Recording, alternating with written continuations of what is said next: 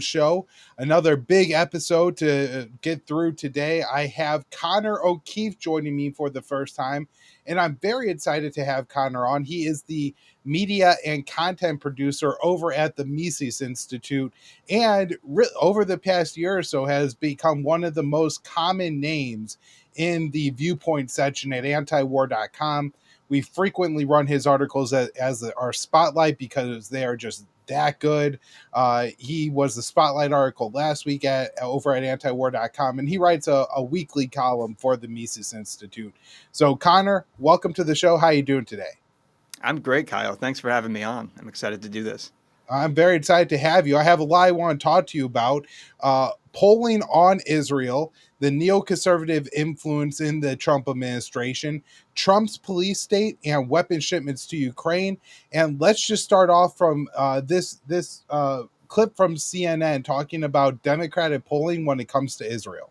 Andrew Cuomo, during the primary, attacked Mamdani as being insufficiently pro-Israel. I'm not quite sure the former governor understood how much the politics have changed around this issue among Democrats. What are we talking about here? All right, who Democrats sympathize more with, Israelis or Palestinians? In 2017, the Democratic Party was a pro-Israeli party. Look at this. They sympathized with the Israelis by 13 points, more with the Israelis than the Palestinians. But look at this sea change. Now Democrats sympathize more with the Palestinians by 43 points. Oh, my God, that is a change in the margin of 56 points over the course of just 8 years. So all of a sudden, it's the pro-Palestinian position that actually reigns supreme in Democratic politics, not the Israeli position. And that is part of the reason why Mamdani was able to do so well in this primary, because those attacks over Israel, simply put, did not ring true for Democrats. They're now on the side of the Palestinians, not the Israelis. So take a look here.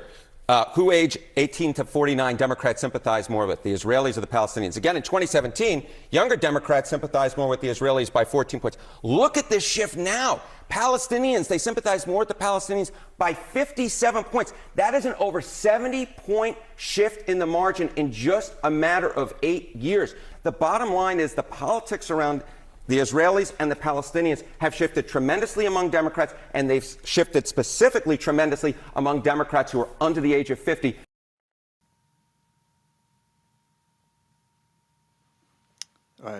Connor, your most recent article at the Mises Institute is Establishment Democrats Create the Conditions for a Socialist Victory. And you're kind of going over, you're I think, focusing on some different angles, but this New York City mayoral election and how much Democratic opinion has shifted on the state of Israel. So what do you make of this massive shift among Democrats?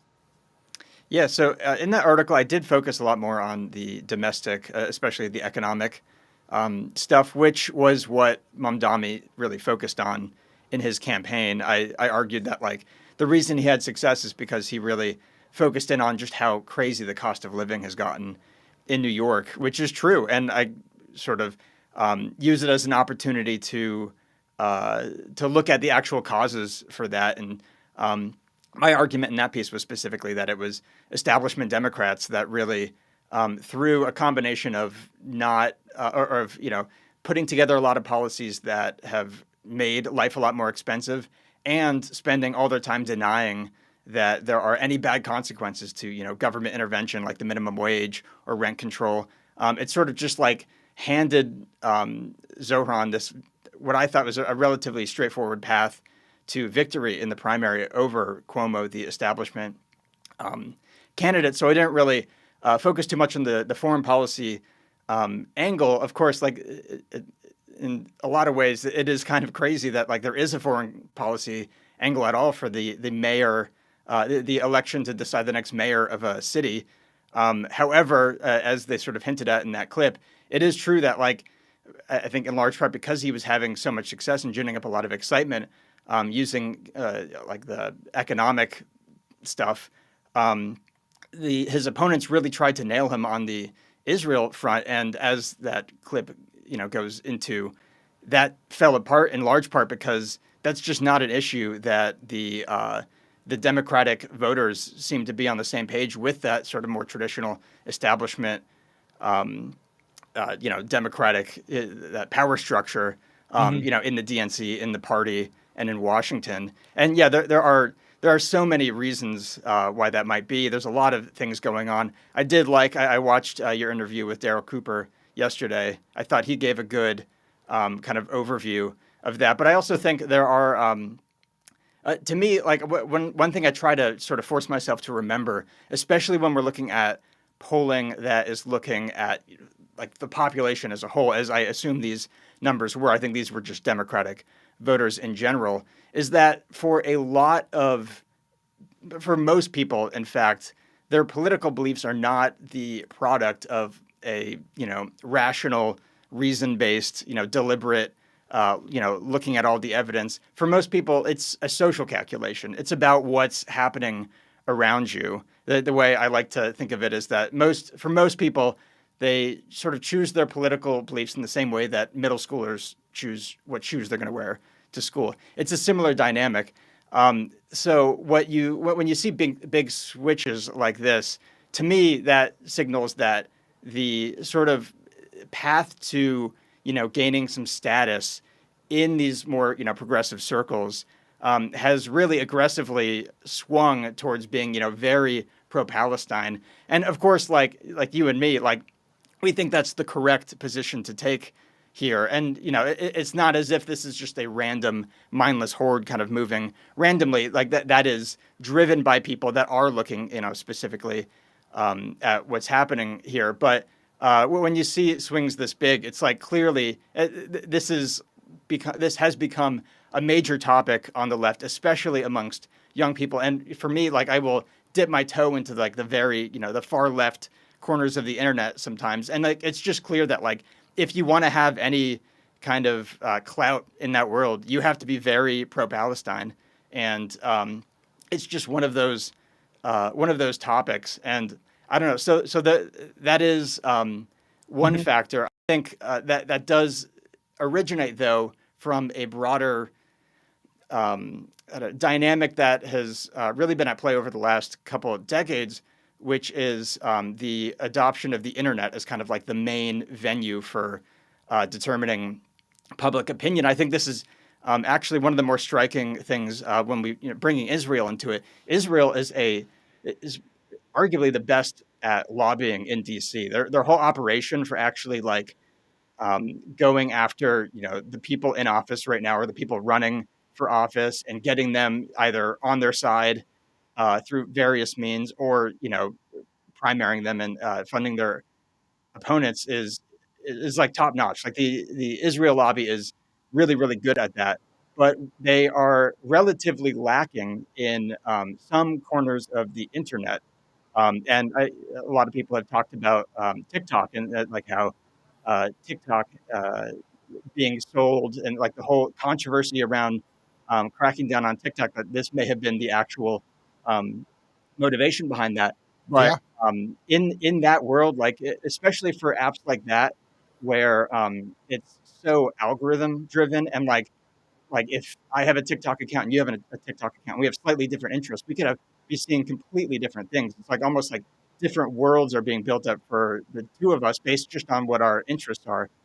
You basically have these corners of the internet where the pro-Palestine, anti-Israel, or just anti what Israel's doing in Gaza right now is essentially the only thing you're hearing. And I think especially when you look at like that kind of where young Democrats are hanging out online right now, that is one of the dominant topics, and it is essentially all you're hearing. And so for the majority of people, where it's like they're going based on what the people in their lives and the people that they're hearing online.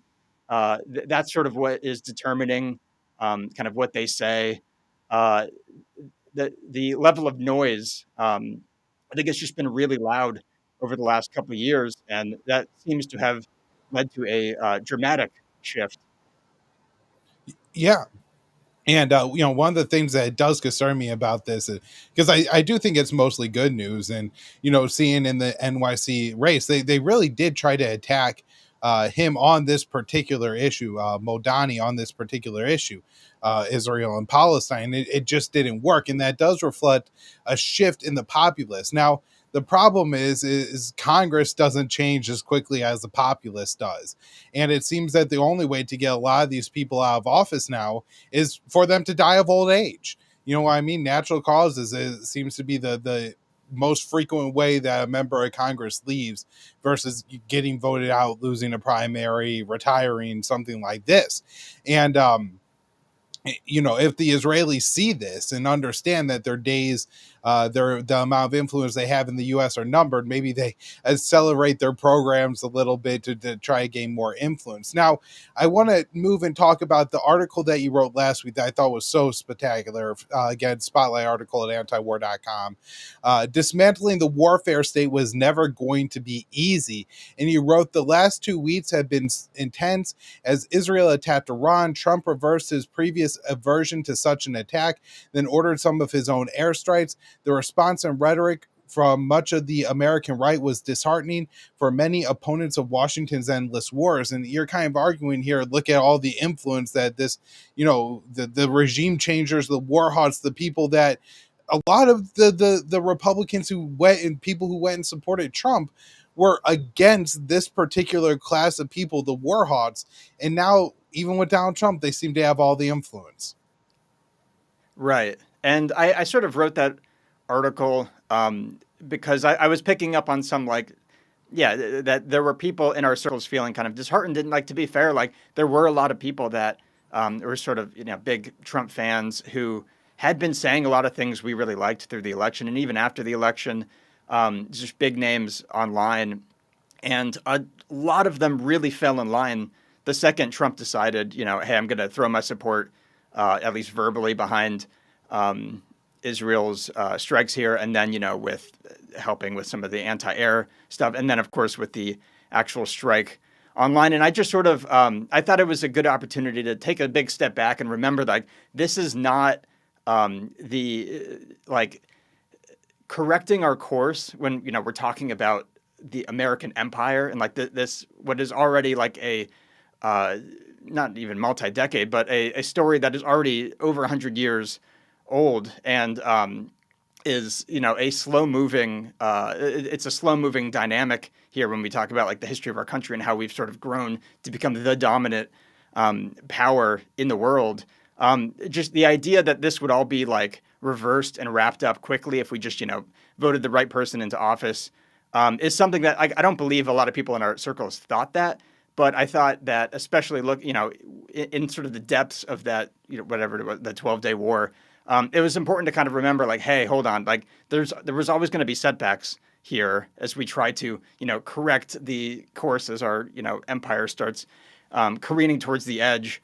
And I guess in part I was maybe writing it for myself as well. I was definitely feeling a little bit disheartened there. But yeah, it's just, I guess the specific dynamic there that you're kind of picking up on with people sort of switching is also something I've written about that earlier. I wrote an article, I think it came out on New Year's Day, where I sort of saw that as the big dynamic going forward. As I see it, it's clear that at least a sizable portion of the American establishment, that sort of permanent power structure in Washington, really didn't want Trump to be elected the first time. He was.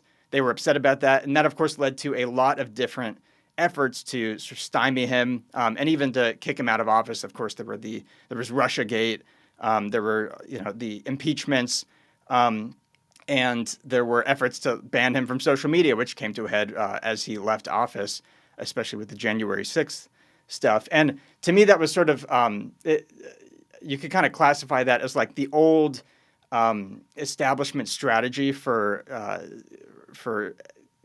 not just taking control, but for maintaining control over public opinion. And I kind of think of it as, in my head, I call it the confinement strategy. They're trying to confine the acceptable things to say, to stand for as a politician, as just anybody with a big enough platform, to a very specific, narrow range. And if you fall outside of that in any way and you have a big enough platform, they're going to try to destroy you. And they really tried this with Trump. And back in 2020, like when he, or I guess 2021, technically, when he left office, it kind of felt like that worked. Like he was off social media. I mean, he had Truth Social, but like for most people, he sort of became a little bit invisible for a few weeks, which is so different than when he was in the White House. And of course, he didn't technically get impeached and removed, but that all kind of came to a head. And then with the him coming back, it's clear they were still not happy about him being around as he ran against Joe Biden and then eventually Kamala Harris. But it seemed like, at least for me, what I was picking up on was that there was not as much energy around that sort of confinement strategy that we're going to go out there, and if we just make it clear enough that Trump is an unacceptable option, then enough people will listen. I think they were disillusioned of that, especially as he started to come back and gain some momentum in that campaign. And so what I was picking up on was how there were people that seemed to be having more success with a different strategy, which was, I think of it as a co-opting strategy. Essentially, you could be a neoconservative, you could be a war hawk, and you can keep all of your same beliefs, but if you just rebrand it in this very MAGA-sounding America First language, then a sizable portion of Trump's base, as well as I think in Trump himself, will be just completely fine with essentially whatever you're putting forward. There was an article, maybe you remember the guy's name, I don't remember him off the top of my head, but he wrote an article, I think in the Washington Post, in the middle of the election, that was essentially trying to lay out the new Trump doctrine. And it was like branding itself as America First. Of course, their favorite thing is peace through strength, which is just so vague and can mean so many things. And then you just read like what he's actually arguing for. And it's essentially just get more hawkish and aggressive on every front. And it's like, okay, well, like that doesn't sound very different than like the hawkish establishment that Trump and a lot of Trump supporters seem to be getting excited about him, representing a change from. And I think you saw that start to really take hold as he was gaining momentum in the election. And then I think especially when he got elected, it seems like it's almost like the market dynamic. Like that seems to be a much more successful strategy for like not really how to defeat Trump, but how to get Trump on board with the stuff that, or on board with the establishment's agenda more, is to sort of just reframe it and brand it as if it's kind of his thing. And I think it seemed like what happened with Iran, the 12-day war was sort of the culmination of that, where you had like Ben Shapiro and Mark Levin, who, had started off as never Trumpers. They are in a lot of ways like early adopters of that strategy change. They're, of course, cloaking all of this as like, this is all America First. This is what MAGA means. This is what we voted for. And, they're really loud about that. And a upsetting amount of Trump's base just fell right in line with that. But yeah, to me, I sort of see that as being like, that's how this dynamic is going to be more and more in the future. And I think we need to sort of adopt our orientation to better address that and just expose these people and call them out for what they are, which is, neocons and establishment war hawks. Right. When I read an op-ed today by Senator Roger Wicker and Mike Rogers, who are two of the like worst hawks in the Congress, and they're trumpeting peace through strength, like, it's George W. Bush's interventionist foreign policy. It's all the same thing. It's just a rebranded version of that. And I thought calling it the confinement strategy seems like a really good example, because if you look at how it unfolded with the Iran deal and the Iran talks, where Trump gives the 60-day deadline, but then the Hawks in his administration are moving the conditions for a deal with Iran and basically make it impossible to ever reach a deal. And then the Israelis start bombing Iran. So Trump kind of painted himself in the corner. And you even see the Democrats like Chuck Schumer getting involved in it, saying, oh, this is going to be another example of Taco Trump, where he talks really tough. He made some big promises, but in the end, he bats down. It's probably similar to Thatcher telling George H.W. Bush not to go wobbly. Like, are you a woman or are you going to war? And so Trump allows himself, not to absolve Trump of fault or responsibility. He is the commander in chief. He could decide not to, but he allows himself to be painted in these corners. And then he surrounds himself with hawks who tell him that his only option is to go to war. And then he's like, well, this is peace through strength, going to war and getting what we need. Now, Connor, I got this clip of Donald Trump talking about cracking down on journalists. And so I'm wondering what you think of Trump's police state. Let's play this next clip. All right. Well, Connor, I'm not sure where that clip is. Let's keep going here, because I do want to ask you about weapons transfers to Ukraine.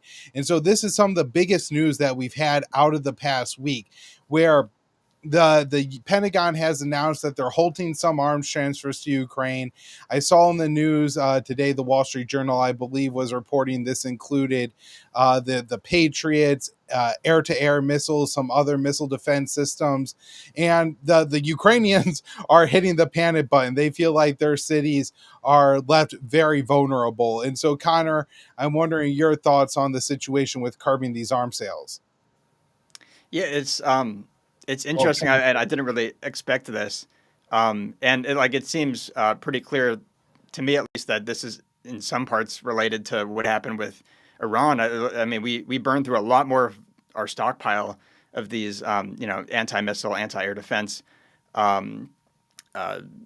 weaponry, weapon systems than I expected. But I don't know. It's interesting. This is something I'm still kind of reflecting on what this all means. But what this has really reminded me of is a sentiment that Ron Paul brought up frequently, where he would say that essentially the likeliest path to actually ending these forever wars is just that we're going to run out of money. It's not that there's going to be this big groundswell of anti-war support. It's just going to be that we're going to get to a point where we can't really afford it anymore. And that sounds kind of defeatist. I think I agree with him. That is, I think, the likeliest path. There are possible other paths, and I think I don't think he's this big. I don't think he's super negative. Like that is almost guaranteed to be the way this plays out. I think he's doing a show every day. Like he believes that more people can change their minds, and I do too. So I think it is possible that we can have enough of a public opinion change in this country that maybe we could start to even if we change our direction a little bit, that is productive. And because actually going bankrupt and seeing our empire collapse in an economic fashion would be terrible, and we should do whatever we can to avoid that. But I'm just thinking back to that, this dynamic strikes me as a similar thing in the micro, where it's not just money, it's also about weaponry. And I guess my read on Ukraine has been, if we zoom way out, the reason that I think that the American foreign policy establishment in Washington, if you just look at their behavior, and every once in a while they'll sort of say something that hints at this, I think for them the real motivation for this war is that it's a decent way to drain Russian resources and to basically give Russia a headache without American soldiers dying. And every once in a while somebody will kind of make a comment to that that sort of backs that up. I think all of this talk of the liberal international order, or the idea that a foreign state can never invade another country and borders are sacrosanct. It's that's just their behavior disproves that they clearly don't believe that, because their own behavior shows that, it demonstrates that. And hold on, worst things that we got going on here, because it seems like there were opportunities over the past couple of years where, together with some American concessions in Eastern Europe, getting into some nuclear arms control agreements with Russia, not conducting provocative war games on the Russian borders, not allowing Ukraine into NATO, we could have negotiated a pretty good deal on behalf of the Ukrainians with Russia. Now, we've waited until the Ukrainians are going to be left defenseless. When Russia has militarized their economy, their country, they are producing drones, even the Iranian drones, but they're now producing them in Russia. They're producing more missiles, and just at the time when Ukraine would need the most air defenses, they have the least, and then they're getting shut out. I mean, you would have hoped that Ukraine would have made a deal before they ran out of weapons, because once you run out of weapons, then what incentives do the Russians have to make any concessions at all? I mean, I think Russia's going to see a situation where pretty soon they're going to get to point the barrel of a gun at Zelensky, give him a piece of paper, and tell him to sign it. And that's just going to be the reality for Ukraine. And there's going to be nothing that Kiev or the West is going to do. And it seems in part not just a political decision, but at this point, a logistical one, that there's just so many air defenses, so many interceptors to go around. And if we're going to launch 89 THAADs, dozens of Patriots, dozens of SM-6, all of our interceptors, the Aegis Ashore, our Aegis system, we're going to use all those to defend Israel in the Middle East, to wage war against the Houthi in the Red Sea, then somewhere along the line, there's not going to be arms to go to Ukraine. And once that happens, the Ukrainians are in big trouble. So I don't know. It seems to me that we've really, left the Ukrainians hung out to dry on this one. And look, Zelensky should have seen this coming. I'm not trying to take fault or responsibility away from Zelensky, but our government, what the United States, what Washington could have done differently, it seems like we've really screwed the Ukrainians here. Yeah, for sure, and that's been the case this whole time. I think maybe the best source to understand kind of the big picture of this war are Ted Snyder's columns, just looking back at the early negotiations and like the Istanbul Agreement and what could have been, and like how the two sides reached out to each other and they like actually were talking, and this was all happening a month into the war, and of course the West going in through Boris Johnson, but to essentially scuttle that, and like just how tragic that is. If you just look at all the destruction and all the maimings and deaths that have happened since then, it's just horrific. And yeah, to what I was saying earlier, like I think, and obviously there are coalitions. There are certainly people in Washington that believe, that are more of like the romantics that believe this is the front line for democracy versus autocracy. But there are definitely some, like I think of like Mitch McConnell, like just sort of bragging about how like, oh, we don't even need to like sacrifice any Americans for this. And like, so from that standpoint, I could see to Ron Paul's broader point, if it really came down to it and like we just didn't have the weapons anymore, I could see them being like, all right, I guess we'll call it off now. We drained the Russians for a little bit, but now we can't keep it up because to them it isn't this big ideological thing. It's a good excuse to give Putin a headache. And I also think another dynamic, another benefit they're getting is it's kind of a laboratory for seeing what conventional war is like these days and to test out different weapons equipment. But like, yeah, if they then, if the stockpile is gone, it's like, I guess, we'll call this out. Of course, yeah, the Ukrainians are the big victims in all of this. And it's just tragic. I do think another, a potential, I don't know too many of the details, but they just passed Trump's big budget bill. And I know at least a fair amount of that was devoted to this whole Golden Dome Right. anti-missile effort. And so a lot of money just got put aside to be spent on producing anti-missile, interceptors. And so there is potential that our stockpile could bounce back up, and or even if they expect it to bounce back up in the next couple of years, that could be enough for them to be like, all right, we can start greenlighting this stuff again. But to be fair, like this stuff does move slowly. So even if that's the case, like that doesn't necessarily mean the Ukrainians are out of the woods yet. It could still be a tremendously difficult next couple months for them as they start to lose their ability to shoot down Russian drones and repel Russia's attacks. Deeper behind the front lines. I don't know. It's going to be interesting to watch, but to your point, it's just unbelievably tragic that we even got to this point. Yeah, and with the passage of the big beautiful bill, I'm seeing Republicans say we're rebuilding our military, we're restoring our military. Our military has been gutted, neglected. We spend more on our military than the next 10 countries combined. We spend effectively over $1 trillion on our military, and this was before the big beautiful bill. Now it's going to be 1.2, 1.3 trillion dollars, and so that Americans are completely outraged that we're not demanding it and, shaking down the doors in Washington saying, how the hell can our military need to be rebuilt if we're spending 4 times what the Chinese are?